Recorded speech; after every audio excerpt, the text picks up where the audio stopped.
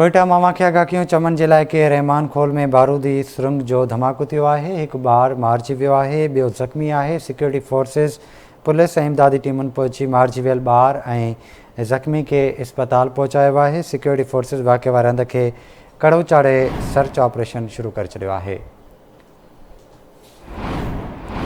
तव्हांखे ॿुधायूं पिया, कोयटा मां अहम ख़बर आहे। चमन जे इलाइक़े रहमान खोल में बारूदी सुरंग जो धमाको थियो आहे।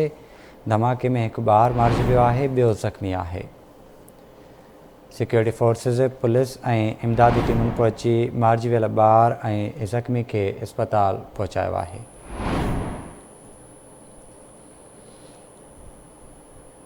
कोयटा मां खे आगाहियूं पिया, चमन जे इलाइक़े रहमान खोल में बारूदी सुरंग जो धमाको थियो आहे। धमाके में हिकु ॿारु मारिजी वियो आहे, ॿियो ज़ख़्मी आहे।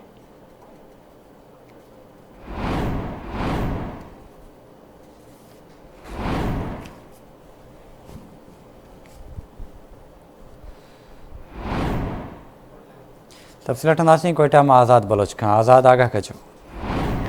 जी बिल्कुल, बिशारत बलोचिस्तान जे शहर चमन के इलाइक़े रहमान खोल रोड ते बारूदी सुरंग जो ज़ोरदार धमाको थी आहे। धमाके के नतीजे में एक ॿारु मौके ते मारिजी वियो आहे, एक ॿारु सख्त ज़ख़्मी थी आहे। इतला मिलण ते रेस्क्यू टीमूं, पुलिस ऐं सिक्योरिटी फोर्स जा एहलकार वाक़े वारे हंधि पहुची करे इलाइक़े के कड़ो चाढ़े सर्च ऑपरेशन शुरू करे ॾिनी आहे ऐं मारिजी वियल ॿारु ऐं ज़ख़्मी खे चमन अस्पताल मुंतक़िल करायो। आज़ाद, वॾी महिरबानी तफ़सील खां करण लाइ।